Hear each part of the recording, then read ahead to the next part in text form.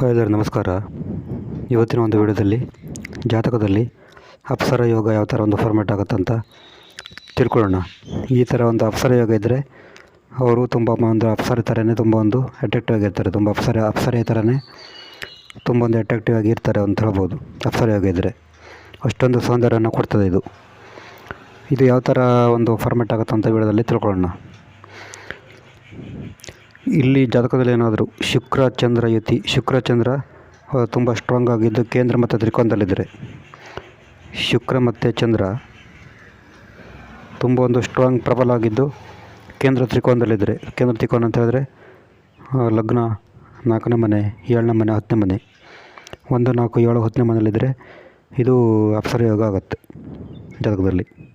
ಅಂದರೆ ತುಂಬ ಒಂದು ಉತ್ತಮವಾದಂಥ ಅತ್ಯಧಿಕವಾದಂಥ ಒಂದು ಸೌಂದರ್ಯವನ್ನು ಕೊಡ್ತದೆ ಅಂತ ಹೇಳ್ಬೋದು.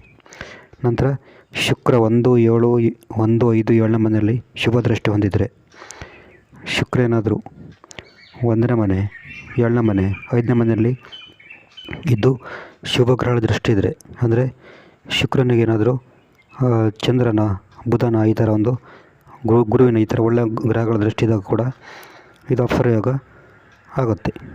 ಮತ್ತು ಶುಭ ರಾಶಿಯಲ್ಲಿ ಚಂದ್ರ ಶುಕ್ರ ಸಂಯೋಗ, ಶುಭ ರಾಶಿ ಅಂತ ಹೇಳಿದ್ರೆ ಇಲ್ಲಿ ಒಂದು ಉದಾಹರಣೆಗೆ ಇಲ್ಲಿ ಏನಾದರೂ ಚಂದ್ರ ಶುಕ್ರ ಸಂಯೋಗ ಇದ್ದರೆ ವೃಷಭ ರಾಶಿಯಲ್ಲಿ,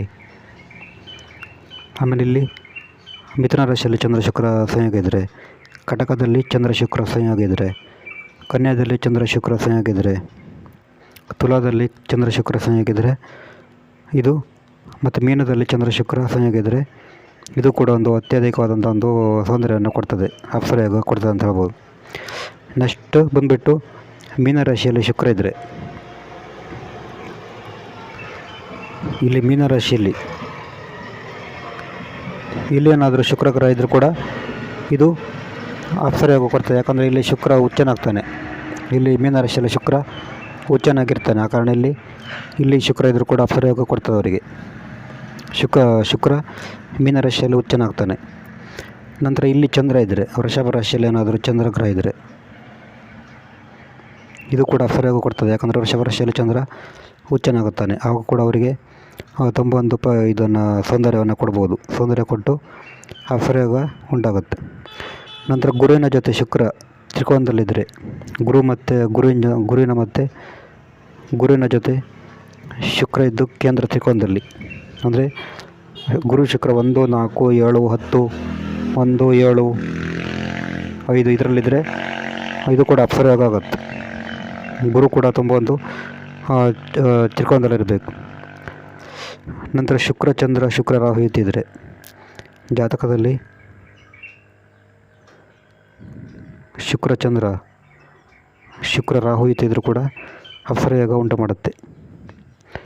ನಂತರ ಲಗ್ನದ ಮೇಲೆ ಶುಭ ಗ್ರಹಗಳ ಪ್ರಭಾವ. ಉದಾಹರಣೆಗೆ ಇದು ಲಗ್ನ ಅಂತ ತಿಳ್ಕೊಳ್ಳಿ. ಇಲ್ಲಿ ಏನಾದರೂ ಯಾವುದೇ ಲಗ್ನ ಆಗಲಿ, ಅಲ್ಲಿ ಶುಕ್ರ ಇದ್ದರೆ, ಚಂದ್ರ ಇದ್ದರೆ, ಶುಕ್ರ ಚಂದ್ರ ಶುಕ್ರ ಗುರು, ಲಗ್ನದಲ್ಲಿ ಗುರು ಇದ್ದರೆ, ಲಗ್ನದಲ್ಲಿ ಗುರು ಚಂದ್ರ ಇದ್ದರೆ, ಈ ಥರ ಶುಭ ಗ್ರಹಗಳ ಒಂದು ಇದ್ದರೂ ಕೂಡ ಅಪ್ಸರ ಯೋಗ ಉಂಟಾಗತ್ತೆ. ಇದು ಜಾತಕದಲ್ಲಿ ಅಪ್ಸರ ಯೋಗ ಕೊಡುವಂಥ ಒಂದು ಯೋಗಗಳು. ಈ ಥರ ಒಂದು ನಾನು ಹೇಳಿರುವಂಥ ಇಷ್ಟೊಂದು ಯೋಗಗಳಿದ್ದರೆ ಅವರಿಗೆ ತುಂಬ ಒಂದು ಅಪ್ರತಿಮವಾದಂಥ ಒಂದು ಸೌಂದರ್ಯ ಕೊಡ್ತದೆ ಮತ್ತು ಅಪ್ಸರ ಯೋಗ ಉಂಟಾಗುತ್ತೆ ಅಂತ ಹೇಳ್ಬೋದು. ಈ ಥರ ಯೋಗ ಇದ್ದವರು ತುಂಬ ಒಂದು ನೋಡಲಿಕ್ಕೆ ತುಂಬ ಒಂದು ಅಟ್ರಾಕ್ಟಿವ್ ಆಗಿ ಅಪ್ಸರೆ ಥರನೇ ಇರ್ತಾರೆ ಅಂತ ಹೇಳ್ಬೋದು. ನಿಮಗೆ ಜಾತಕ ವಿಶ್ಲೇಷಣೆ ಮಾಡಬೇಕಂದ್ರೆ ನಮ್ಮದು ವಾಟ್ಸಪ್ ಸಂಖ್ಯೆ 70 906 37 934 ಈ ನಂಬರಿಗೆ ವಾಟ್ಸಪ್ ಮಾಡಿದರೆ ಡೀಟೇಲ್ ಆಗಿ ಜಾತಕದ ಬಗ್ಗೆ ತಿಳಿಸಿಕೊಡ್ತೇವೆ. ನೆಕ್ಸ್ಟ್ ವಿಡಿಯೋದಲ್ಲಿ ಬೇರೊಂದು ವಿಡಿಯೋದಲ್ಲಿ ಸಿಗೋಣ. ನಮಸ್ಕಾರ.